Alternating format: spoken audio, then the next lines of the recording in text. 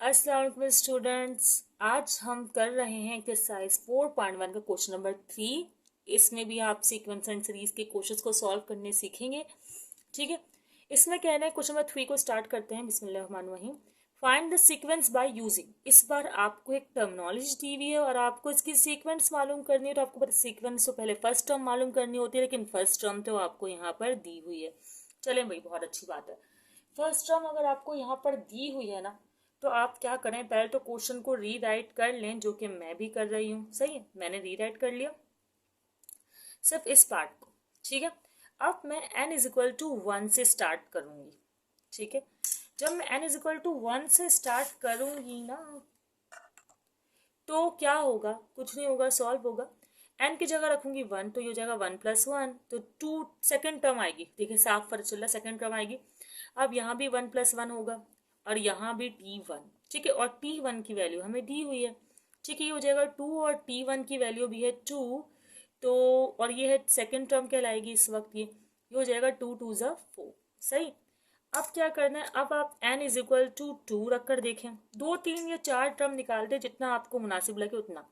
ठीक है, तो क्या होगा, 2+1, सॉरी हाँ 2 n पहले है ना, n पहले, n की जगह 2, तो 2+1 और टी एन यहाँ पे 2 है। तो इस बार क्या करेंगे आप, ये तो हो जाएगा थर्ड टर्म, ये 2+1 हो जाएगा 3 और t2 इस वक्त है 4, जो है हमने निकाल लिया। तो थर्ड टर्म हमारे पास आएगी 3 4 ज़ा 12। सही। अब चलें हम जल्दी से फोर्थ टर्म निकाल लेते हैं। जितनी भी निकाल सकते निकाल लें भाई, बस फोर्थ और निकालें, इतनी काफ़ी। ठीक है, एक सीक्वेंस मांगा है इन्होंने, आपको रिक्वायरमेंट नहीं दी कि इतने नंबर करना ज़रूरी है, तो हम थर्ड टर्म निकाल देते हैं। 3+1 एंड यहाँ पर भी आएगा 3। ठीक है, तो हो जाएगा 4 और थर्ड टर्म ये रही 12 एंड ये हो गया 12 और ये 3+1 4। ठीक है, तो 4 12 क्या होता है 48। सही है। अब जगह भी नहीं है कि हम और वैल्यूज निकालें, तो बस मैं यहीं लिख देती हूँ टर्म्स को। ठीक है, तो आपकी पहली सीक्वेंस निकालनी थी ना आपको, तो फर्स्ट टर्म जो आपकी आई है, चले हम बता दें फर्स्ट टर्म क्या आई है आपके पास, जो दी हुई थी उन्होंने 2, तो मैं रेड पेन से लिखती हूँ उसको। मैंने लिख दिया 2, सॉरी 2 लिख दिया। ठीक है, फिर सेकेंड टर्म क्या आई है 4, थर्ड टर्म क्या आई है 12 एंड फोर्थ क्या आई है 48। और आप चाहे तो 5 भी निकाल सकते हैं, 6 भी निकाल सकते हैं, इससे कोई फर्क नहीं पड़ता। तो ये आ गए आपके सीक्वेंस ऑफ सीरीज और ये वाला क्वेश्चन हो गया मुकम्मल। तो इसके मतलब आपको कंडीशन दिया हुआ हो तो आप लोग को बस नंबर्स पुट करने हैं, 1 से स्टार्ट करना है और सीक्वेंस निकाल लेनी है। चलिए नेक्स्ट क्वेश्चन स्टार्ट करते हैं। अब हम कर रहे हैं क्वेश्चन नंबर 4। देखिए क्वेश्चन नंबर 4 में कह रहे हैं find the value of nth term triangular sequence वैन। मतलब इस बार हमें 1 2 3 4 खुद नहीं रखना है, इनमें ट्राइंगुलर सीक्वेंस की वैल्यू दी हुई है 7 9 12 16, उसको प्लेस करना है। लेकिन कंडीशन क्या होगी इसकी ना, एक फिक्स कंडीशन होती है। पहले तो आप समझ लें ट्राइंगुलर सीक्वेंस क्या होता है। आपकी स्क्रीन पर एक पिक्चर आ रही होगी जिसमें आपने देखा होगा T1 इज इक्वल टू 1, तो देखें एक डॉट नजर आ रहा है। फिर T2 इज इक्वल टू 3, तो 3 डॉट्स बने हुए। फिर T3 6, इससे 6 डॉट्स बने हुए। तो इस तरह की जो सीक्वेंस होती है ना, इसे कहते हैं ट्राइंगुलर सीक्वेंस। अब जरा हम अपनी पहली टर्म की ट्राइंगुलर सीक्वेंस हम बनाकर ट्राई करें। 7 डॉट्स है ना, तो देखेंगे इस तरह होंगे 1 2 3 4 5 6 है, 6 1 2 3 4 5 6 6 ना, तो एक सेंटर में हो गया 7। तो ये एक क्या होगा ट्राइंगुलर सीक्वेंस, जो कि बिल्कुल ही मैंने सही नहीं बनाई, नजर भी नहीं आ रहा होगा। तो इन शॉर्ट ये एक ट्राइंगल की फॉर्म बना रहा है ना, तो ये होगा ट्राइंगुलर सीक्वेंस। खैर मैंने आपको बता दिया। अब इसका होता है एक जनरल फार्मूला। वो जनरल फार्मूला क्या होता है, वो होता है general formula an is equal to n+1 और 2। ये आपको करना पड़ेगा याद। चलें हम 1 बाय 1 करते हैं। पहले n इज इक्वल टू 7 है, तो हम लिख लेते हैं कि भाई n is equal to 7 put करना है, तो जहाँ जहाँ n है वहाँ वहाँ आ जाएगा 7। यहाँ भी 7 आ गया, 7+1 और ये 2। ठीक है, अब क्या होगा, ये 7+1 हो जाएगा 8 और 8 7 हो जाएगा 56 और ये 2 तो यहाँ पर है ही अब जब 56 को आप 2 से कट करेंगे तो 2 2 ज़ा 4 और 8 ज़ा 16, तो A7 28 हमारा आंसर आ जाएगा। ठीक है, अब इसी तरह आप लिखें N7 तो ले लिया ना, N इज इक्वल टू 9, 9 के लिए भी आपको यही करना होगा।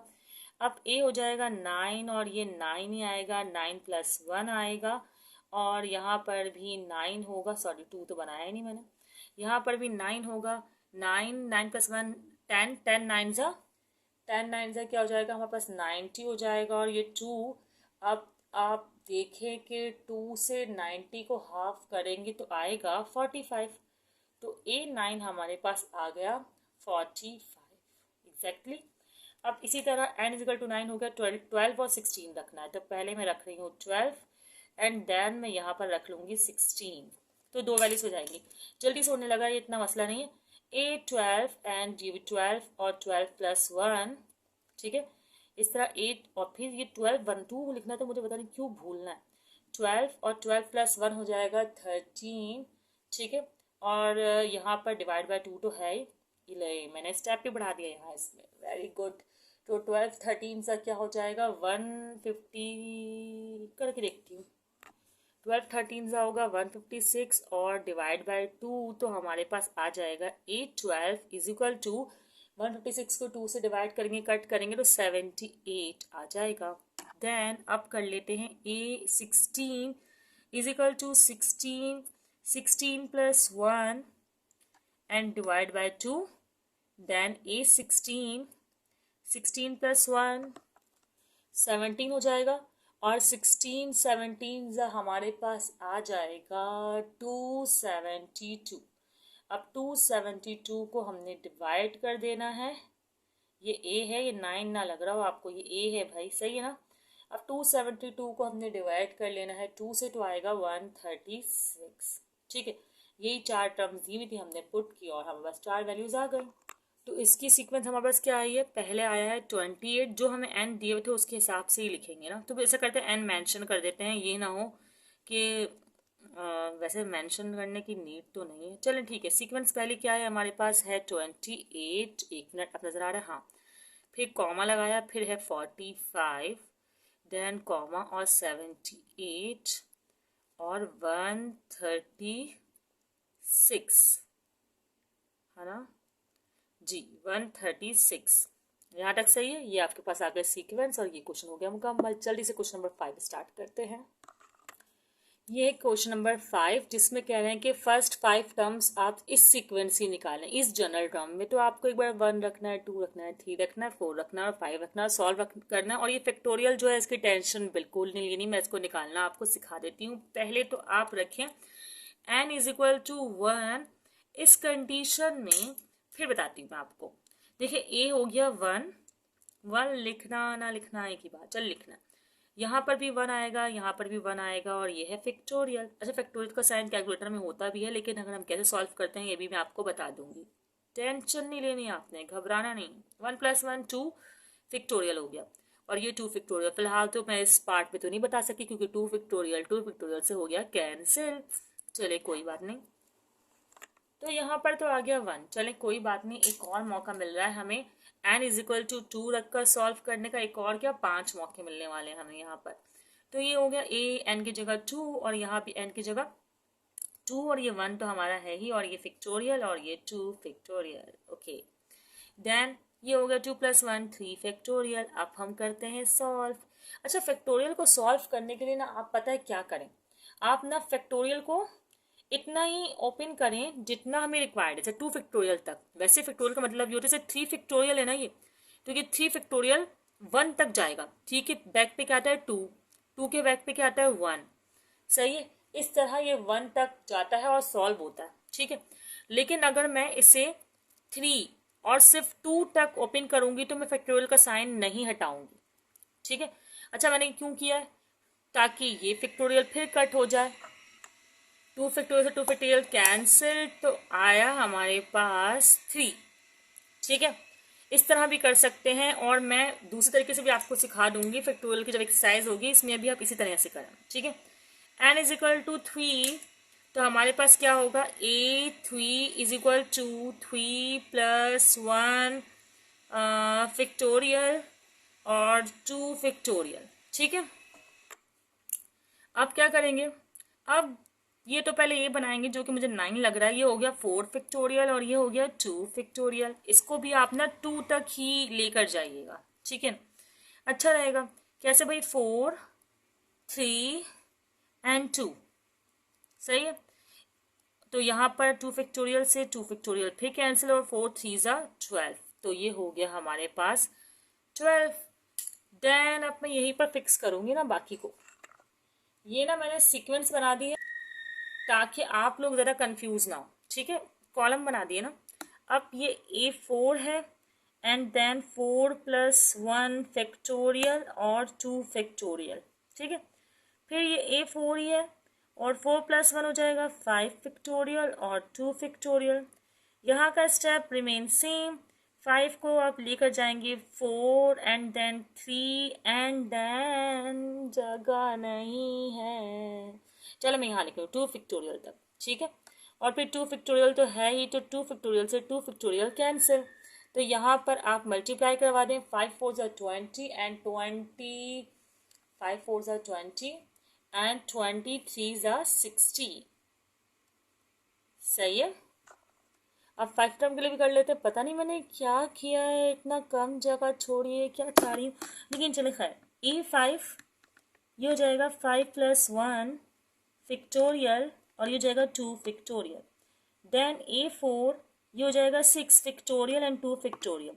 अच्छा, आप कैलकुलेटर में 6 फैक्टोरियल को डायरेक्टली 2 फैक्टोरियल से डिवाइड कर सकते हैं तो भी आंसर आ जाएगा, लेकिन हम तो उस तरह कर रहे हैं ना। तो किस तरह कर रहे हैं हम, 6 5 4 3 एंड देन 2 फैक्टोरियल। यस, आ गया। और ये 2 फैक्टोरियल नीचे है, तो 2 फैक्टोरियल से 2 फैक्टोरियल कैंसिल। अब इनको कर लेंगे हम मल्टीप्लाई। तो कैलकुलेटर से करूँ, कैलकुलेटर से ही करूँगी। तो इसका आंसर आएगा 360। ठीक है, थोड़ा बहुत तो समझ में आ रहा होगा। मैं कर देती हूँ उसको बॉक्सेस में बंद।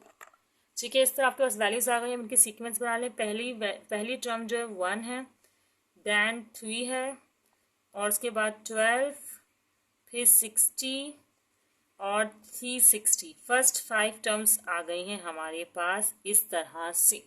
ठीक है, क्वेश्चन हो गया हमारे पास सॉल्व। अब चलते हैं नेक्स्ट क्वेश्चन की तरफ। अब है आपके पास क्वेश्चन नंबर 6 में कह रहे हैं कि पास्कल सीक्वेंस मालूम करें। जब आपको 5 6 7 8 नंबर लेकर पास्कल सीक्वेंस मालूम करें। पहले आप पास्कल सीक्वेंस के लिए इस डायग्राम को देखें। अगर 1 है तो उसके नीचे वाले 2 बॉक्स 1 1, फिर 1 2 1, फिर बता रहे हैं कि अगर 1 और 3 मर्ज हो रहा है तो 4 बना रहा है, मतलब 1 और 3 के नीचे वाला फॉरन बॉक्स जो है वो 4 है। इसी तरह 3 और 3 इसी के बराबर में देखें, 3 और 3 के नीचे वाला बॉक्स जो है वो 6 है। तो मीन्स मैं इस तरह कह सकती हूँ कि जो अपर 2 बॉक्स हैं वो नीचे वाले बॉक्स को फिल कर रहे हैं, मतलब फिल नहीं कर रहे, मतलब उसका सम है। ठीक है, सॉरी, नीचे वाला बॉक्स जो ऊपर वाले 2 बॉक्स का सम है। तो इस तरह की जो सीरीज है, सीक्वेंस है, वो पास्कल सीक्वेंस कहलाती है। बस समझाने के लिए, कॉन्सेप्ट दिखाने के लिए मैंने इस डायग्राम को शो कर दिया। अब हम क्वेश्चन स्टार्ट करते हैं क्योंकि हमें जनरल फॉर्मूला भी इस हिसाब से लगाना होगा। तो इसका है एक जनरल फॉर्मूला। वो जनरल फॉर्मूला क्या है? फॉर्मूला है AN = N factorial R factorial और N-R। इस क्वेश्चन को मैं कंप्लीट नहीं करवाऊंगी क्योंकि काफ़ी लेंथी सा क्वेश्चन है, लेकिन सॉल्व करना बता दूंगी। अच्छा, पास्कल सीक्वेंस है तो पास्कल सीक्वेंस में आप कम से कम, जैसे ये पहले आप 5 को चूज कर लें इसमें। अब पास्कल सीक्वेंस में अगर आप N5 ले रहे हैं जो कि पहली वैल्यू है, तो इसके साथ आपको R0 1 2 इस तरह रखना होगा। ठीक है, मैं फिलहाल 0 1 2 3 ही लिख रही हूँ, लेकिन इस तरह जो है हम सीक्वेंस R की जो है निकाल सकते हैं क्योंकि आपको पता है यहाँ पर आपको R को भी पुट करना है।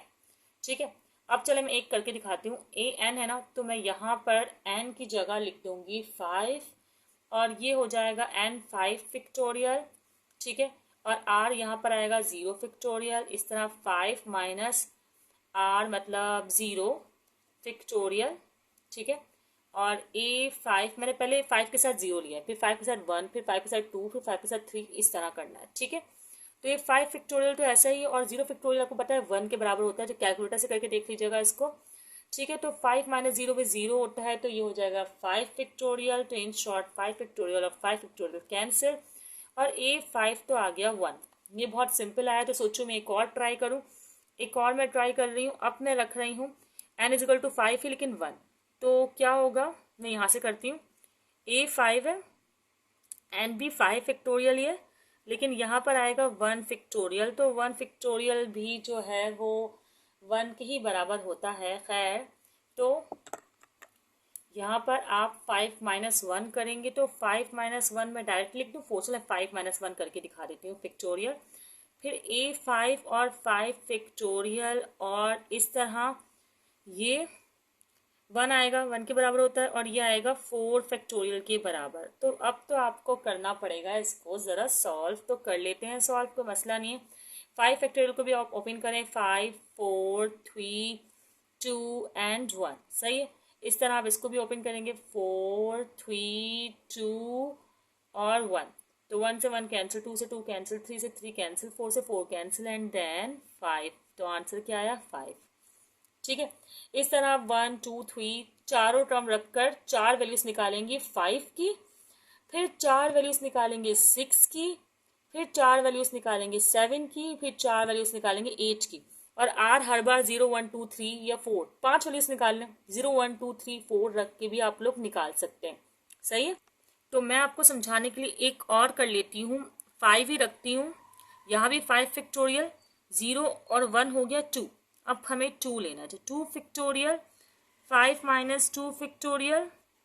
ठीक है, तो यहाँ पर क्या हो जाएगा, 5 है ना, तो 5 4 3 2 एंड 1, सही है।